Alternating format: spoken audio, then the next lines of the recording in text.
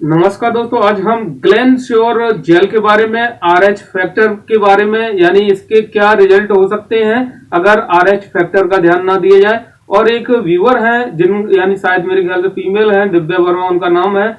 उनका क्वेश्चन था कि नॉन प्रेग्नेंट फीमेल को किसी इंजेक्शन के द्वारा यानी मिल्क फॉर्मेशन की क्रिया यानी ब्रेस्ट में मिल्क को लाया जा सकता है कि नहीं, यानी बिना यानी प्रेग्नेंट हुए, दोबारा रिपीट कर रहा हूं, यानी नॉन प्रेग्नेंट यानी शादी से पहले अगर ऐसा कोई इंजेक्शन है जिसको लगाकर यानी ब्रेस्ट में मिल्क फॉर्मेशन की क्रिया चालू हो जाए, तो इसका आंसर हम बाद में देंगे।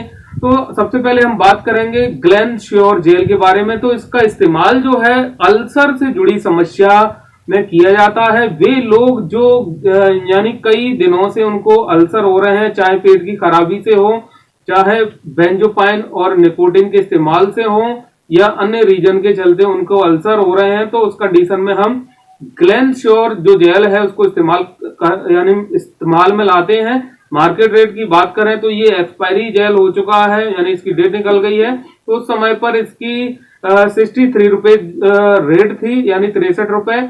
इसके अंदर इंग्रेडिएंट्स आपको दिख रहा होगा, साइड में चल रहा है। तो कोलाइन सैलिसिलेट और लिग्नोशियन हाइड्रोक्लोराइड यानी इसमें इंग्रेडिएंट्स के तौर पे दिया हुआ है, अल्सर के लिए इस्तेमाल करते हैं। अब हम बात करेंगे आरएच फैक्टर के बारे में। तो आरएच फैक्टर, इसको हिंदी में हम आरएच कारक बोलते हैं, यानी यह एक विशेष प्रकार की प्रोटीन है, यानी जो एंटीजन के रूप में हमारे मानव रक्त में यह पाया जाता है। मैं दोबारा बता रहा हूं, यह एक विशेष प्रकार का प्रोटीन है, यानी एंटीजन के रूप में मानव रक्त में यह पाया जाता है। आरएच जो फैक्टर है, जिस व्यक्ति में यह पाया जाता है उसे हम आरएच पॉजिटिव कहते हैं, और जिस व्यक्ति में यह नहीं पाया जाता है उसको हम आरएच निगेटिव बोलते हैं। व्यक्ति का मतलब इसमें मेल और फीमेल दोनों आ गए। तो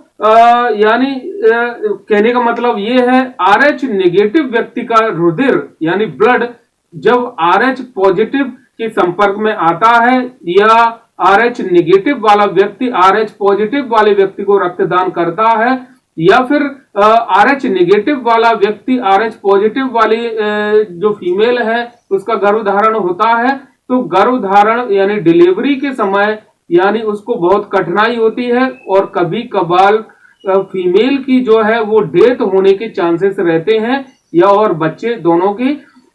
तो आरएच फैक्टर यानी इसका मतलब ये हो गया कि शादी करते समय हमें आरएच फैक्टर का विशेष ध्यान रखना चाहिए, यानी जो मेल है वो आरएच पॉजिटिव है या फीमेल है जो आरएच निगेटिव है, तो आपको विशेष ध्यान देना होगा। डिलीवरी के समय में कठिनाई हो सकती है, अर्थात यह आनुवांशिक अनियमितता को प्रदर्शित करता है, और विवाह के समय या रक्तदान में आरएच जो फैक्टर है उसका विशेष ध्यान देना चाहिए। तो ये तो हो गया आरएच कारक यानी आरएच फैक्टर के बारे में। अब हमारे जो व्यूअर थी फीमेल शायद दिव्या वर्मा, तो उनका क्वेश्चन था कि नॉन प्रेग्नेंट वुमेन को किसी ऐसा कोई इंजेक्शन आता है तो उसको लगाकर यानी शादी से पहले हम ब्रेस्ट यानी में मिल्क फॉर्मेशन की क्रिया चालू कर सकते हैं।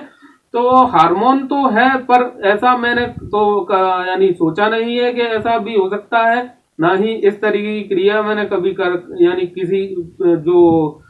किसी ने क्वेश्चन आज तक मेरे से पूछा था, पर मेरे ख्याल से ऐसा नहीं हो सकता, क्योंकि डिलीवरी के बाद जो लेप्टोजेनिक हार्मोन है तो वो एक्टिवेट होता है, यानी गर्भधारण होने के बाद जब डिलीवरी होती है उस समय ब्रेस्ट यानी मिल्क वो स्टार्ट होता है। कभी कभार बीच में ब्रेस्ट मिल्क आ जाता है, पर ऐसा नहीं है कि हम यानी इस तरीके के इंजेक्शन तो आते हैं, पर ये यानी जो इम्पॉसिबल है, ऐसा हो नहीं सकता है।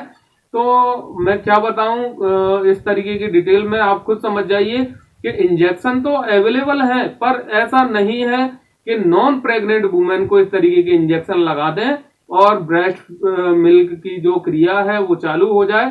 तो ये आपका सोचना शायद गलत है। तो बस आज के लिए इतना ही, धन्यवाद।